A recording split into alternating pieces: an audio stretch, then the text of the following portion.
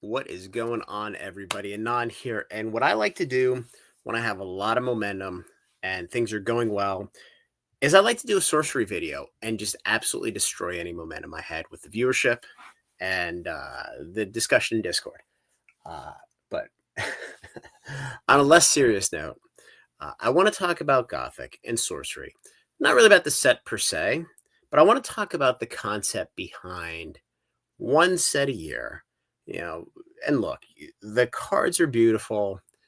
The game's clunky. I'm I've played it. It's too long, quite honestly. And we're gonna get a bunch of fanboys that say, "No, it's great. It's the best thing ever." Like everybody has their own taste in game, and this video isn't about whether it's a good game, whether it's a bad game. It's really about the concept of one game a year. And again, I do hope they succeed because it's cool. Um, but not to bury the lead, I think this is going to be the last set. And the reason I say that is for a couple reasons.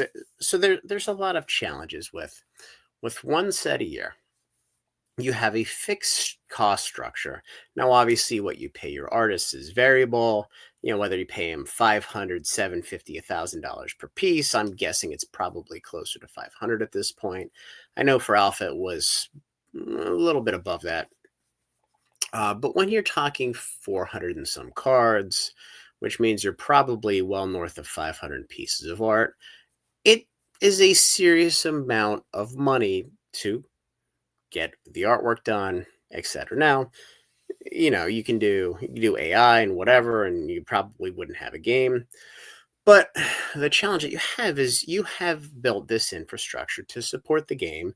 Now you've outsourced competitive play to SCG, Con Star City Games, which good. It should have happened 2 years ago.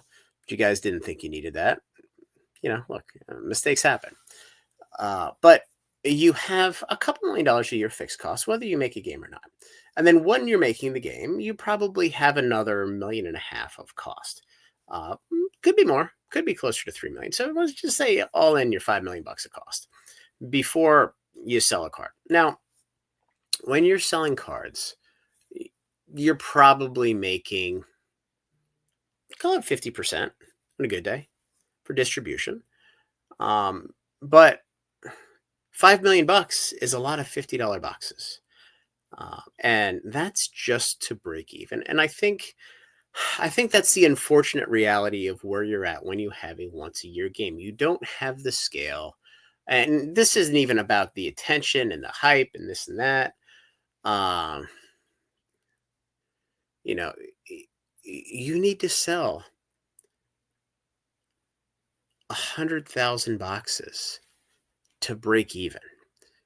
That's just to break even. And that's, my cost estimates are probably low. Um, and that's factoring in a normalized cost of getting the printing done and shipping and things like that. So first, let's talk about the business model. Then I want to talk about the practicality of the situation. So Alpha was an absolute hit with Kickstarter. It came at the tail end of COVID. It did get the tailwinds of COVID. Part of the reason why it was a hit. Rudy picked it up, pumped it. It had everything in the world going for it. Beta came out. It was it was delayed like a year, 9 months, a year, whatever. It was the exact same set as Alpha. So quite honestly, there was no excuse for it other than operational failure. But it came out, and look, the set was nice. They push everything through Team Covenant in Oklahoma, who's basically an indie card. I don't even know if you want to call it specialist, but it's what they do. And it's a nice niche market where they're maximizing their margin on their boxes because they're selling, quite honestly, games that nobody else wants to carry. None of the big distributors. So, these guys got in with Southern Hobby. They got in with PhD. And then they came out with Arthurian Legends, and everybody was super excited for Arthurian Legends. The box art was great. The leaks were cool. And then all of a sudden, the box came with 24 packs instead of 36. And I think part of the reason is the set was half the size. So the alpha set, I believe, was 403 cards. The beta set was 402 cards. Arthurian Legends was like 220 or 240 or something like that. Because you have the curios, which are the inserts that aren't really part of the set. They're cool stuff to collect. Little lottery cards. So you go to a 220 set card, and the set itself was super confusing because across the different rarities, which are your oh my god, I'm going to test my memory here. You have your I've been in Magic too long at this point. Oh my god, I just had a total brain fart. Anyway, um, with your there we go. You had your uniques, which are effectively you can have one per deck. And I don't know if they've changed the deck size 3 times now. I don't really have an issue with the deck size changing, other than they didn't communicate it very well from the start. If they would have made it clear from the start, and part of the failure of the company is their communication has just been absolutely god awful. And look, when everybody's running around trying to make sure things work from one day to the next, the small things get forgotten. But unfortunately, the small things are what the public sees.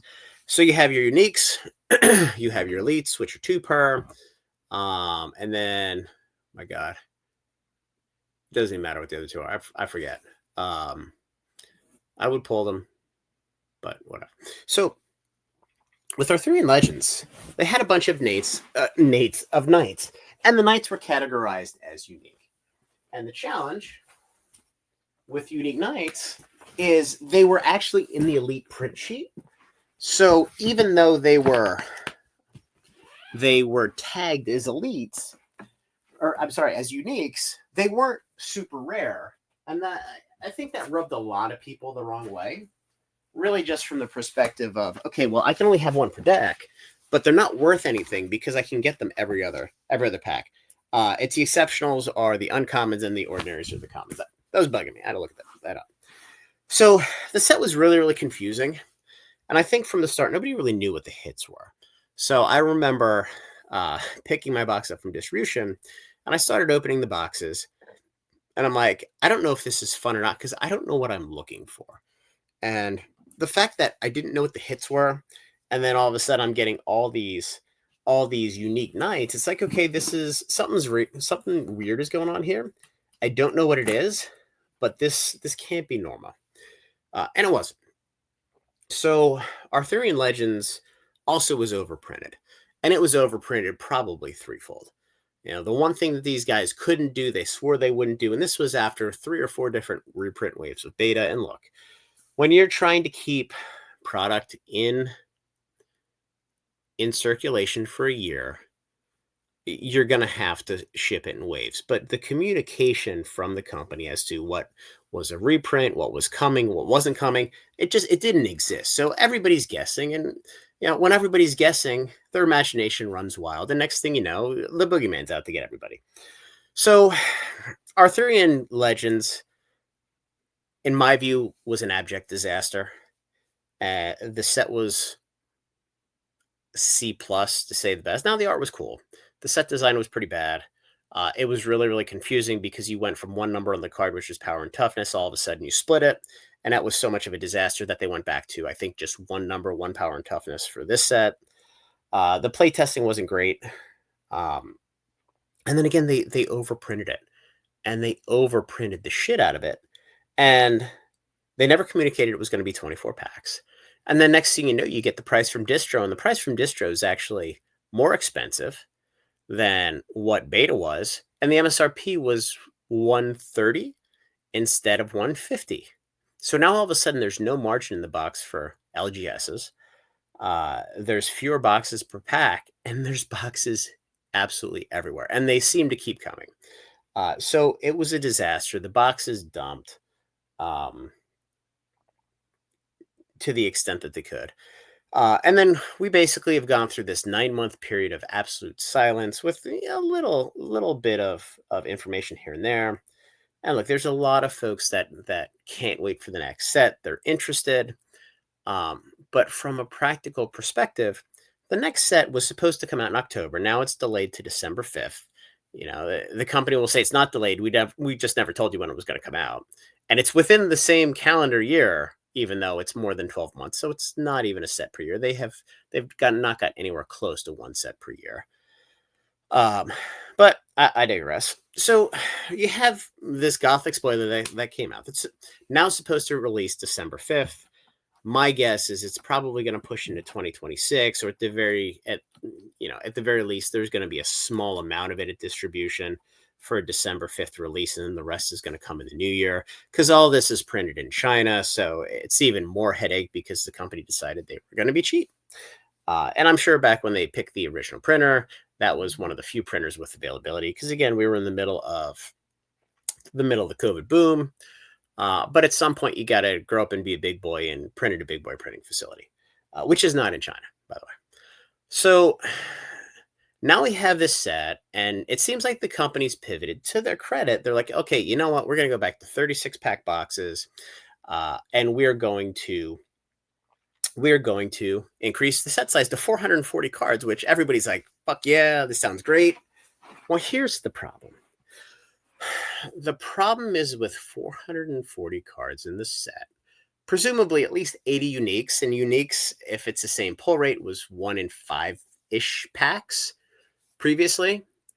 The total amount of boxes that they're going to have to print to have a meaningful number of sets in the market, it's going to be astronomical. And, if you already think that 100,000 box number is kind of the bogey, plus or minus, call it 20K, it doesn't really matter at this point, just to kind of make your cost nut for the year to make the set, you're already in a losing proposition. So you're going to have to print a ton of boxes, and the boxes aren't going to be super repetitive. But then you run into the collation issues. So part of the issue that alpha and beta had was the collation was absolutely terrible. You'd have sets that only had lands. You would have boxes, that would only have foil ordinaries. So there wasn't randomness to it, because quite honestly, it's almost logistically impossible to create randomness in a set when there are this many variables.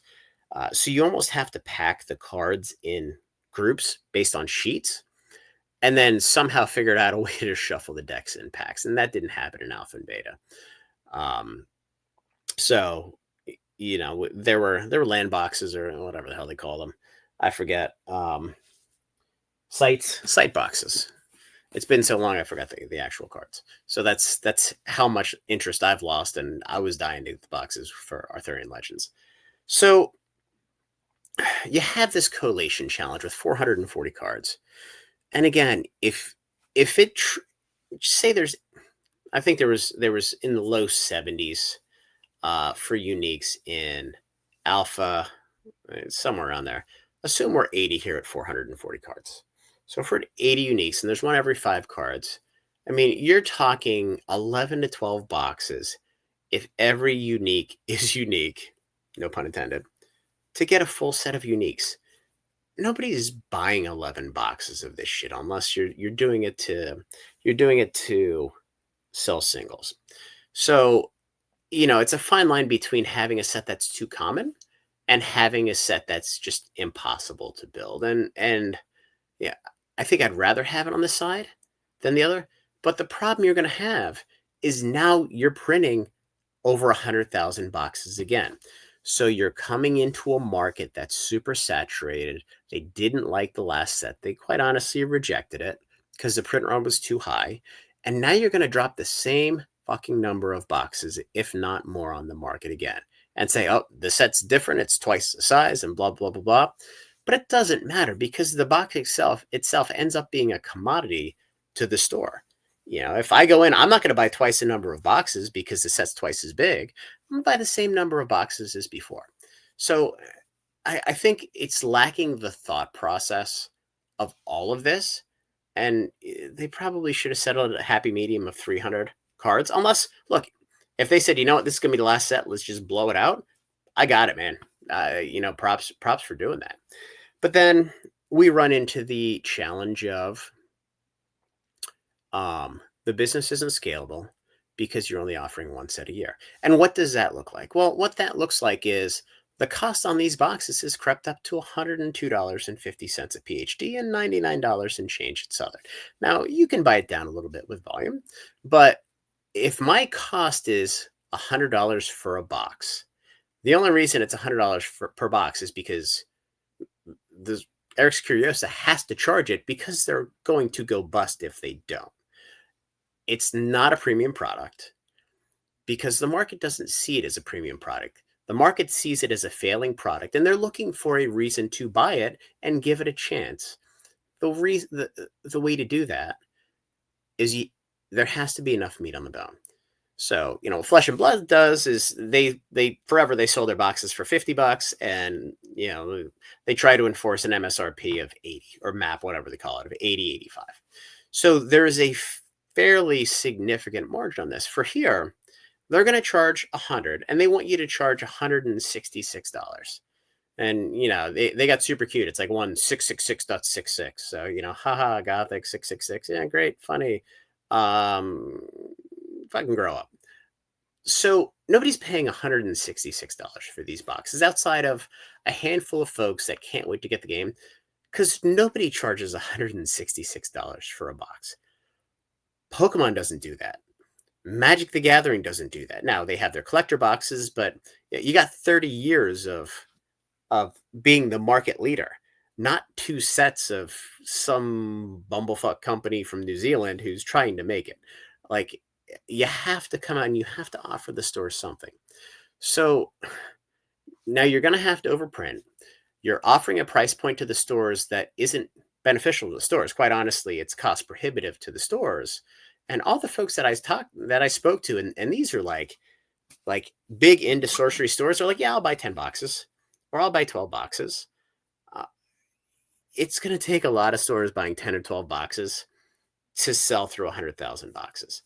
And the unfortunate reality of this is whether the company made this decision or not in the best interest of the business, it had to, because putting out one set a year is not financially feasible. And quite honestly, this is what everybody wanted to see. I think everybody was skeptical. And this is where we're at. 440 cards seems like it's, this is the last hurrah. We're going to go out on top. This is the best set ever. And then, we'll see what happens from there. But I mean, the next set's not going to come out until 2027. And there's a lot of cost between now and then. And, nobody's buying 100,000 boxes of this, certainly not at distribution. I'd be shocked if my distributors get 10 or 15,000 boxes in each warehouse. In fact, probably closer to 5,000 because they're never going to sell 10 to 15. So the unfortunate reality is the game's dead because they're charging too much and they're going to have to print too many boxes. And it's unfortunate because, I like the cards. I think the cards are cool. I think the game needs some work. And admittedly, I haven't played it since Arthurian Legends came out. And I said, what is this garbage? Like, let's get back to the original one. And, it's unfortunate. So, the company's probably not going to give a shit, but they have thin skin. So they're probably going to say, now we have all these sets planned. I got a lot of plans and they never actually happen because I get busy. So anyway, guys, wanted to walk through this for the 250 people that are going to watch this. The unfortunate reality is one set a year doesn't work. And now we're seeing the consequences. They have to print too many boxes and they have to charge too much because they got to make their money. And if they don't, this is the last set.